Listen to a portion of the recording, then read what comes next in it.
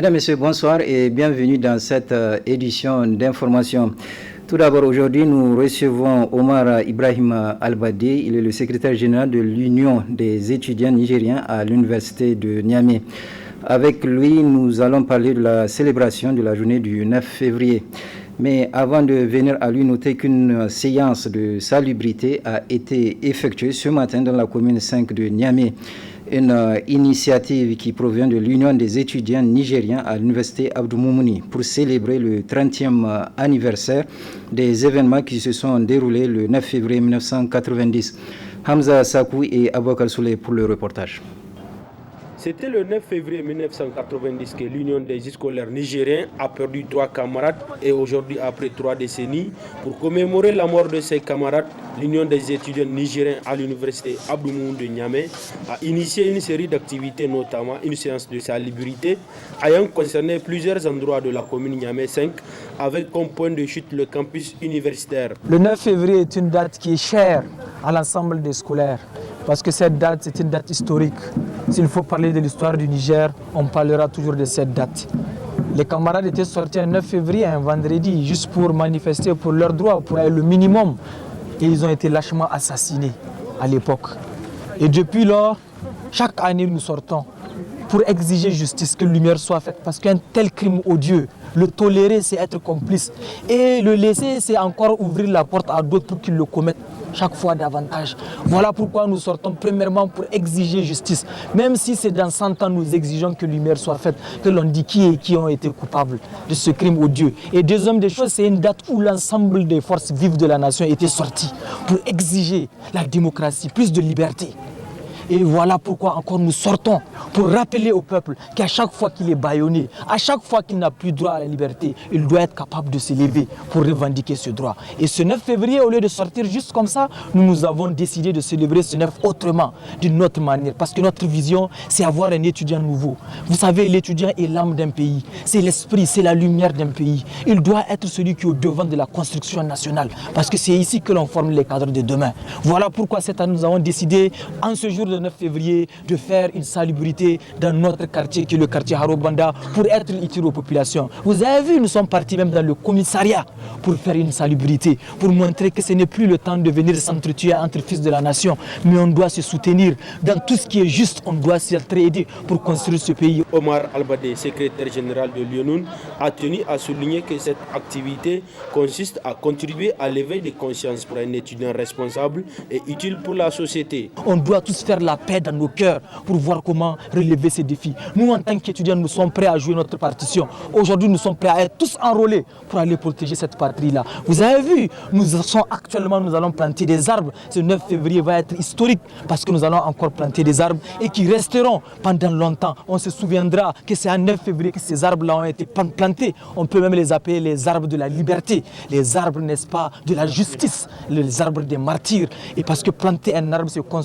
contribuer durablement au développement. Et à d'autres activités, parce que nous allons faire des dons de sang. Le vendredi où nos camarades ont été assassinés, nous allons partir à l'hôpital national pour pouvoir faire des dons de produits, eau de javel, savon et plein d'autres kits pour pouvoir aussi être, malgré qu'on n'a rien, on fait le sacrifice parce que nous sommes une nouvelle génération d'étudiants, des étudiants qui ont compris, des étudiants qui veulent faire, des étudiants qui veulent construire. Investissez à l'université et notre génération va construire ce pays. On ne doit plus compter sur les Chinois ou je ne sais pas, des Turcs ou autres pour venir construire.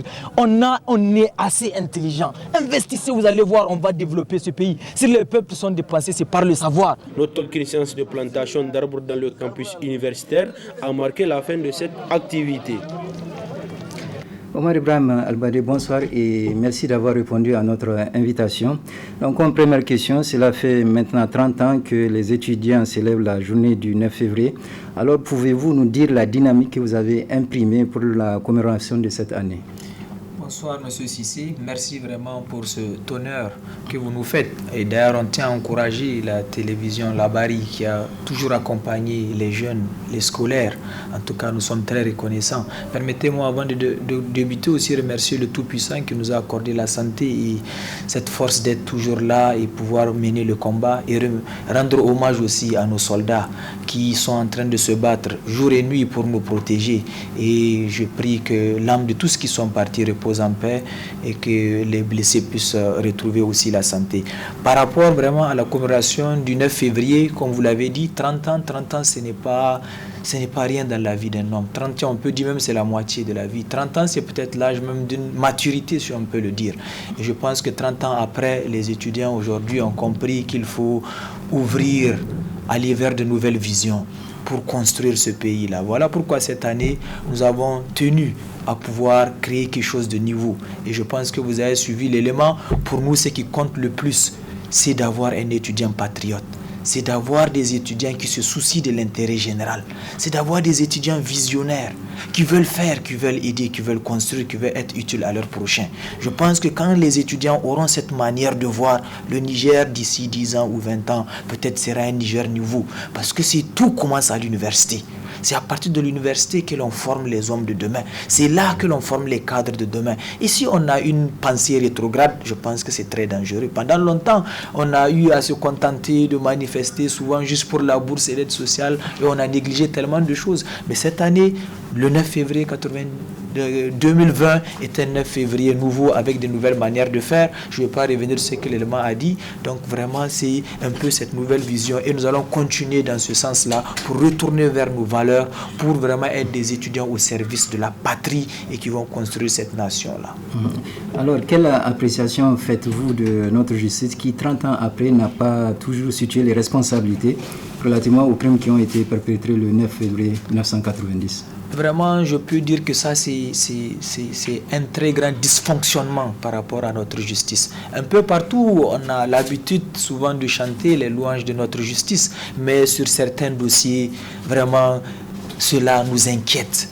Je pense que nous avons des hommes de droit, nous avons des hommes qui sont honnêtes, qui sont sincères. Et je pense que cette question-là, elle doit concerner tout un chacun. Pourquoi chaque année nous sortons pour exiger justice? Ce n'est pas parce que ça nous plaît de sortir marcher, mais c'est parce que l'acte qui a été posé est grave. Si ça a été fait au scolaire, demain on peut le faire peut-être même au SAMAN, qui est la somme des avocats et autres, des magistrats et autres. Peut-être on peut le faire à quelqu'un d'autre ou à un autre citoyen. Donc il faut dénoncer, parce que si on ne dénonce pas, on est complice. Et quand on l'a dit, on permet à ce que d'autres puissent faire cela et se sentir tranquille. Vous avez vu les crimes que Hitler a eu à commettre. Il y a eu le procès de Nuremberg, si vous l'appelez bien, où on a jugé certains même à titre posthume. Et nous gardons espoir. Nous allons continuer à mettre la pression. Nous avons la foi. Un combattant ne perd jamais la foi. Nous savons que dans quelques années, même si peut-être cette année ou même dans 2 ans, il y aura des magistrats, il y aura vraiment une justice, il y aura des hommes politiques qui vont venir, une nouvelle génération de personnes qui, leur véritable souci, c'est la justice. Tant qu'un pays ne se soucie pas de la justice, il ne peut pas évoluer. Même en islam, on le dit, un pays peut prospérer dans la mécréance, mais pas dans l'injustice. Regardez au Rwanda, après les crimes, il y a eu justice. Regardez, même Thomas Sankara, après sa révolution, il a mis, etc. Un pays a besoin de faire de la justice pour remettre à chacun son droit afin de corriger les erreurs du passé et d'avancer. Donc ça, nous lançons un appel à nos magistrats, à nos juges, à tous les hommes de droit de vraiment prendre cette question en compte. Nous allons continuer. Nous n'avons que la parole aujourd'hui. Nous allons continuer à parler. Mais à ceux qui peuvent agir, les hommes politiques, par exemple, le ministre de la Justice, qui est un de nos anciens camarades, il doit au moins, avant la fin de son mandat, faire une réflexion dans ce sens-là et marquer l'histoire. Le président aussi, Issou, il était le premier président ici, quand l'université a été ouverte en 1911, il était aussi un syndicaliste, il a été président de l'IENUN. Et aujourd'hui, je pense que cette question doit aussi l'intéresser. Avant la fin de son mandat, il doit écrire l'histoire pour au moins on puisse savoir qui a commis cela et que ça serve de leçon aux uns et aux autres pour ne pas commettre ce genre d'actes-là dans un état de droit. Ce n'est pas normal. Actuellement, les enseignants-chercheurs sont en grève, ils observent une grève d'1 mois. Alors, quel est l'impact de cette grève sur vos activités d'études? Et selon vous, quelle est la voie à suivre pour trouver une solution? Vraiment, vous touchez du doigt un point qui nous tient très à cœur. D'ailleurs, cette fête-là, elle intervient dans un moment où cet anniversaire, dans un moment très difficile pour nous. Aujourd'hui, en tant que secrétaire général, j'ai l'âme meurtrie parce que je suis le secrétaire général de l'Union des étudiants. Et aujourd'hui, il n'y a pas de près d'un mois, aujourd'hui, l'université est bloquée. Et moi, je suis SG de quoi? Vraiment, cette question, elle me touche beaucoup. C'est pour cela, dès le début de cette grève, nous avons contacté toutes les institutions de la République. Nous avons touché la majorité des leaders d'opinion, tels que l'association islamique, l'archevêque, l'association des chefs traditionnels, la CNDH, le médiateur et plein d'autres personnes. Nous les avons rapprochés pour leur dire cette question, elle met en danger l'avenir de ce pays-là. Au Népal, il y a eu un tremblement de terre. Beaucoup de personnes étaient mortes. Le lendemain seulement, on a mis des tentes pour pouvoir enseigner et éduquer les enfants. Le journaliste international qui était là se demandait, mais vous prenez même pas le temps d'enterrer vos morts. La vieille dame qui était institutrice dit ceci à ce journaliste, qu'un seul jour de perdu ramène le pays des années en arrière. Nous, depuis nos universités, combien de temps on a perdu dans ce pays-là? Et cela ne touche personne. Aujourd'hui, toutes les universités du pays sont bloquées. On ne sent même pas. Personne ne parle. C'est seulement les étudiants, avec les enseignants, on est là, on parle. Où est le journaliste qui nous accompagne? Ça, c'est vraiment très grave. Ce pays ne mérite pas ça. Le président, je lance un appel au président de la République. S'il est là où il est aujourd'hui, c'est parce qu'il a eu la chance d'étudier. C'est parce qu'il a eu la chance d'apprendre qu'aujourd'hui il occupe cette position. Mais pourquoi nous, on nous refuse cela? Pourquoi on ne veut pas que l'on puisse... On a laissé nos hameaux, on a laissé nos villages. On vient de partout, juste on veut étudier parce que nous avons l'amour de construire le pays. Mais on nous empêche. Est-ce que cela est juste? Et malgré tout cela aujourd'hui d'étudiants, malgré tous les droits, malgré tout ce qu'on lui a empêché, pendant 2 ans aujourd'hui, on ne fait plus de grève. Parce qu'on s'est dit, c'est l'académie notre priorité. Mais aujourd'hui, on voit que le problème vient du gouvernement ou du SNEX de nos enseignants. Vraiment, je les appelle à de meilleurs sentiments. Et comment je vois, on peut arriver à une solution, c'est autour d'une table. Les deux camps doivent vraiment mettre de l'eau dans leur fourra, comme on dit. Ils doivent venir s'asseoir pour l'intérêt de la nation. Pour l'intérêt de partout on nous observe. Cela ne nous grandit pas. Le pays aujourd'hui est en train de vivre une crise sécuritaire. Nos soldats se battent pour protéger ce pays-là. Mais nous, de façon égoïste, on est là pour nos intérêts mesquins souvent. On bloque le fonctionnement de la nation. Vraiment, nous appelons chacun au sacrifice. Le gouvernement, nous l'appelons à pouvoir appeler les enseignants pour faire des réformes avec eux, puisque tout ce qui est fait pour toi, pas avec toi et contre toi, comme le dit un savant. Donc, si on veut faire des réformes dans les universités, il faut appeler toutes les parties prenantes, les enseignants et les étudiants. On vient, on réfléchit. On n'est pas contre les réformes, mais il faut que ce soit des réformes inclusives. Quant à nos enseignants aussi, nous les demandons d'avoir pitié de ce pays, d'avoir pitié des étudiants qui sont là, qui veulent étudier. De venir un mois de grève. Depuis quand? Ça ne se fait pas. Ils peuvent gréver un peu et aussi faire les cours un peu. Au moins, on gagne du temps. Donc, nous les demandons vraiment de pouvoir revoir tout ça, de lever le mot d'ordre, nous de venir s'asseoir et de trouver une solution. Parce que nous n'avons vraiment assez. Nous voulons étudier. On a patienté. Beaucoup de nos camarades ne nous comprennent pas aujourd'hui. Ils pensent que nous sommes des lâches. Ils pensent que nous avons été récupérés ou quelque chose que ce soit. Mais nous, c'est parce que nous ne voulons pas sortir aujourd'hui, brûler, casser. Parce que c'est encore les biens de nos parents. À quoi aujourd'hui ça va servir pendant que le pays, on tue nos soldats, on sort, on casse, on brûle? C'est pour cela qu'on patiente. Mais aujourd'hui, on nous sacrifie, on nous égorge. Et leurs enfants sont ailleurs, ils étudient, mais nous, on n'a pas ce droit. Vraiment, on est en train de patienter. Mais toute patience a des limites. Ne nous poussez pas à bout. Ne nous poussez pas à bout. Venez, comprenez-vous et permettez-nous d'étudier. Je pense que tous les leaders d'opinion que nous avons contactés, la méga médiature qui a été mise en place, elle peut venir et rappeler tout le monde et conscientiser les uns et les autres pour qu'on puisse venir et continuer nos études. Vraiment, c'est le plus grand espoir que nous fondons et nous espérons que cette date historique va coïncider, n'est-ce pas, avec peut-être une solution avant, parce que les activités c'est du 9 au 16 et vous avez vu, nous allons faire des salubrités, nous allons continuer, ce n'est pas, nous allons même au cimetière faire. Nous allons faire des dons de sang, malgré qu'on n'a rien. Regarde, depuis que certains de nos bourses ne sont pas payés. Heureusement, maintenant, on a commencé à payer la bourse de vacances et autres. Donc, je ne veux pas vraiment en abuser du plateau, mais nous sommes très reconnaissants de ce que les médias sont en train de faire parce qu'ils nous permettent d'exprimer en tout cas. Parce que souvent, quand on empêche à quelqu'un de s'exprimer, c'est là que ça crée plus de frustration. Mais nous, aujourd'hui, nous avons la chance d'être écoutés. Nous allons continuer à parler et nous savons qu'il y a des sages dans ce pays-là. Que quand ils vont parler au gouvernement, quand ils vont parler au SNEX, les choses peuvent revenir à l'ordre. Et il y a des grands marabouts dans ce pays-là, quand ils vont lever les mains et prier pour que l'école nigérienne retrouve ses lettres de noblesse, je pense qu'il y aura une solution. Je termine par cette citation-là d'un savant qui dit: pour détruire un pays, pas besoin de lui déclarer la guerre. Il faut juste saper son système éducatif. Si l'éducation ne marche pas dans un pays, rien ne va marcher. Si on ne fait pas attention, les fonctionnaires aujourd'hui, on ira les chercher ailleurs. il faut partir au Bénin ou quelque part où je ne sais pas où le système marche. S'il vous plaît, laissez les enfants des pauvres étudier. Comme vous avez eu la chance d'étudier. Nos enseignants, vous avez eu la chance d'être des enseignants-chercheurs grâce à l'université. Et pitié, laissez-nous étudier. C'est tout ce que nous dépendons. Ne nous poussez pas à bout et nous prions qu'Allah nous assiste. Merci. Merci beaucoup, Omar Ibrahim Albadé. Je rappelle que vous êtes secrétaire général de l'Union des étudiants nigériens à l'Université de Niamey. La suite de ce journal, le coup d'envoi de l'opération d'enrôlement dans la région de Niamey a été lancé hier à l'hôtel de ville. Était présent à cette activité, entre autres, le président de l'Assemblée nationale et le Premier ministre Brigitte Raffini. Détail dans le reportage qui va suivre. Le président de l'Assemblée nationale, le Premier ministre Brigitte Raffini, ainsi que d'autres membres du gouvernement se sont soumis aux différentes étapes de l'enrôlement biométrique qui vient d'être lancé pour le compte de la région de Niamey.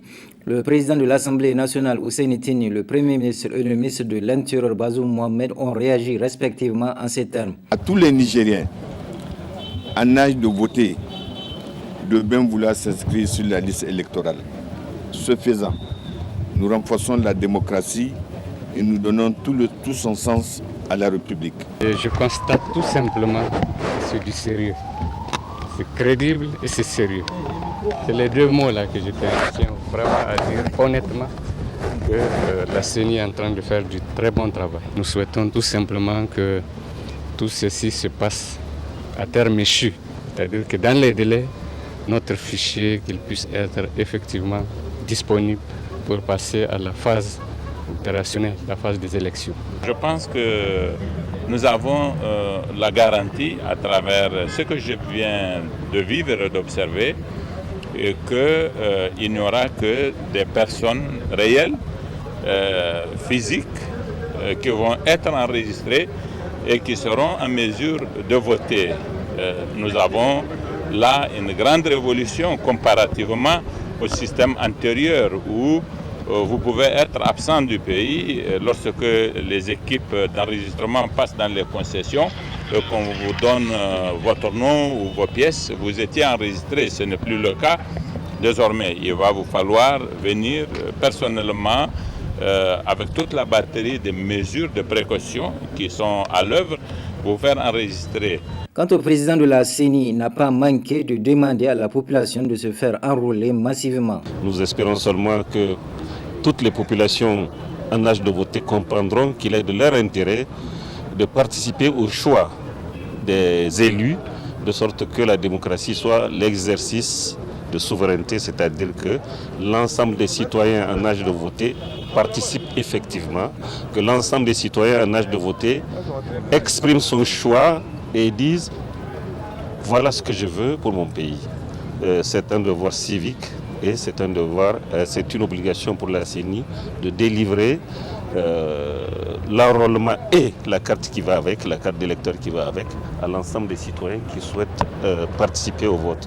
Nous souhaitons que tout le monde souhaite voter, comme cela nous aurons tout le monde ensemble dans la liste électorale biométrique unique et tout le monde viendra voter le moment venu. L'enrôlement biométrique qui vient de commencer dans la région de Niamey est une opportunité que les citoyens doivent saisir afin d'obtenir leur récépissé d'enrôlement qui leur permettra d'exercer leurs droits et devoirs de vote aux prochaines élections qui se tiendront dans notre pays. Dans la ville de Niamey, certes, des efforts ont été fournis par les autorités pour la rendre coquette. Cependant, l'obstruction anarchique des voies publiques persiste dans la capitale sujette à l'apparition inopinée de maisons d'habitation de haut standing, ce qui a suscité ce commentaire que je vous invite à suivre.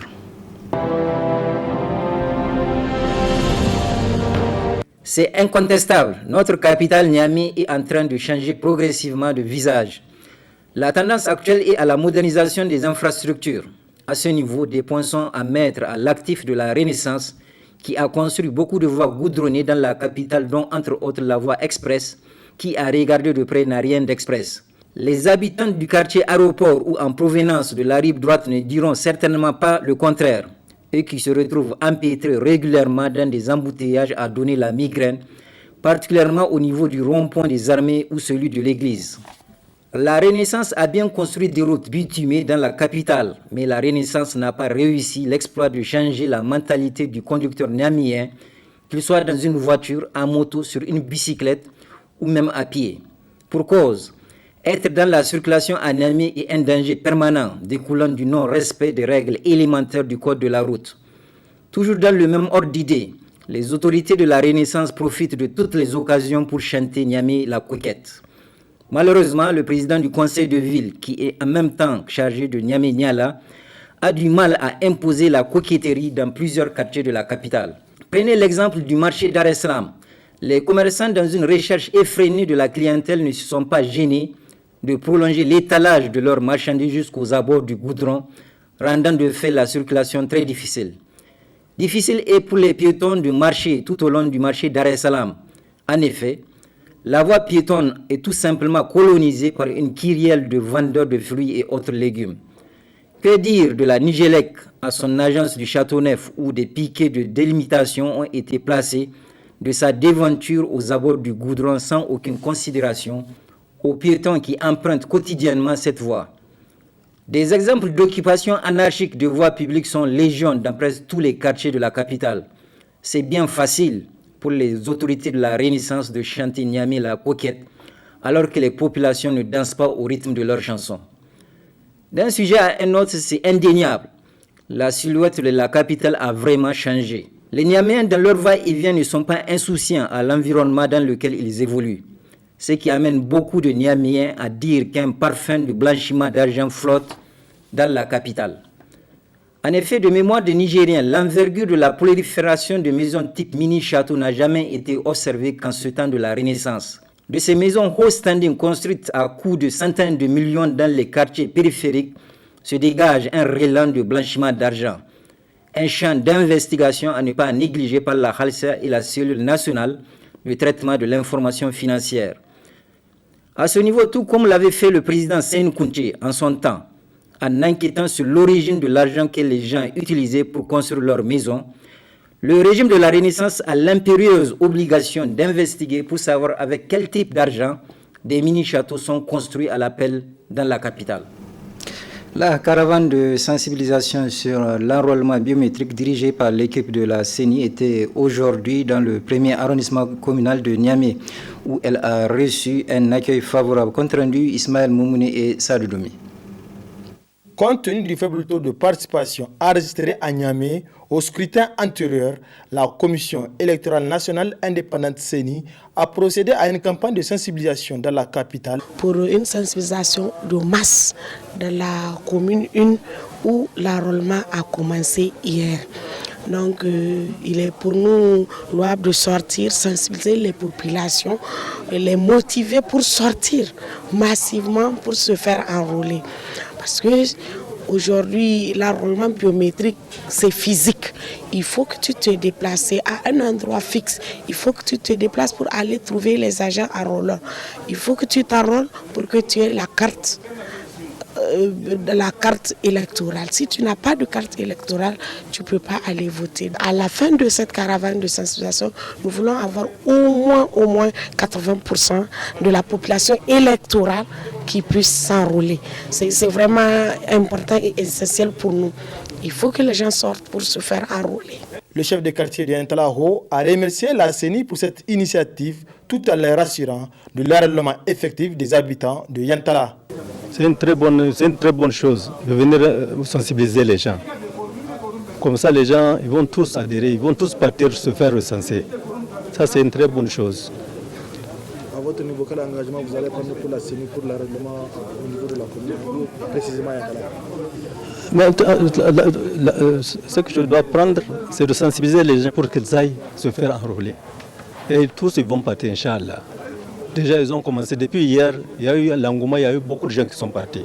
Et c'est jusqu'à la date de la finition de cet enrôlement, ils seront là-bas, Inch'Allah. Cette campagne de sensibilisation qui a débuté le vendredi dernier va durer une semaine. Et c'est tout Nigérien de plus de 18 ans disposant d'une pièce d'identité ou jeunes émancipés ont le droit à la carte biométrique si c'est fait enrôler.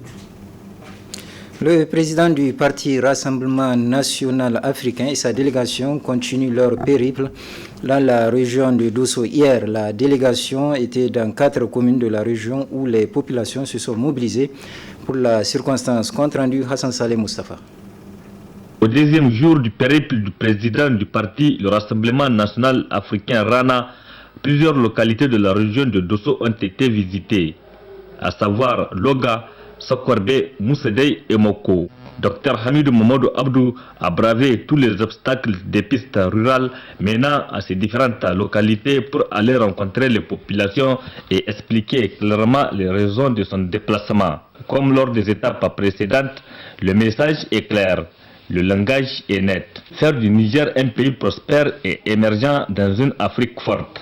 Deux choses qui ont conduit Dr Hamidou Mamadou Abdou à emboîter la carrière politique. Partout où il s'est rendu, le président du parti RANA entretient les militants et les sympathisants sur des sujets relatifs à l'éducation, l'emploi des jeunes, bref, au développement socio-économique et politique du Niger. L'effet saillant de cette deuxième journée de la tournée du président du parti RANA dans la région de Dosso, c'est cette prompte réaction de son président, Dr Hamidou Mamadou Abdou, face à un problème de matelas à l'université de Dosso. Aussitôt interpellé, il a fait un don de 300 matelas, 2 tonnes de riz, 60 cartons de pâtes alimentaires et 100 kilos de sucre, le tout d'une valeur de 5 500 000 francs CFA aux étudiants de cette université. Pour moi, de venir vous rendre visite en tant que Hamidou Mamadou Abdou, un Nigérien qui a bénéficié de l'investissement de ce pays, du Niger, avoir bénéficié des bourses pour aller étudier à l'étranger, et qui a eu d'abord une éducation de base de qualité avant d'aller à l'étranger. Parce que c'est important l'éducation. L'éducation c'est très important. Donc, nous sommes venus vous donner notre modeste contribution. On espère que ça vous sera utile. Et on vous souhaite de très bonnes études. Étudier, il n'y a pas de limite à la connaissance. C'est l'encouragement que je vous donne. Un geste apprécié à sa juste valeur par le gouverneur de la région de Dosso. Il m'a annoncé qu'il va faire un don en vivre à l'université. Et sur place, j'ai dit, bon, c'est bien, mais ils auront besoin plus de matelas que de vivres là. Et sur place, il a pris l'engagement de venir en aide à vous. Et voilà, derrière nous, nous avons 300 matelas pour vous. Même sentiment de satisfaction chez les responsables de cette université et même les étudiants, les principaux bénéficiaires. Une œuvre qui est la bienvenue et qui va appuyer sûrement les étudiants dans leurs conditions sociales. Vraiment merci, vivement d'autres actions dans ce sens pour le bien de l'université et pour le bien du pays. Merci beaucoup. Cher docteur, au nom de l'université de Dosso et au nom du comité exécutif des étudiants à l'université de Dosso, vraiment que vous avez vu là où il faut pour faire le don. Et nous en sommes reconnaissants et nous tenons à vous remercier de vive voix qu'Allah le Tout-Puissant vous récompense. Et nous allons faire bon usage et nous vous remercions sur ce jour. Dr Hamidou Mamadou Abdou a mis à profit son séjour dans la région de Dosso pour rendre des visites de courtoisie aux autorités coutumières et à certaines anciennes connaissances pour marquer son estime et sa considération envers elles. Ce journal est à présent terminé. Merci de l'avoir suivi et je vous souhaite de passer une excellente soirée.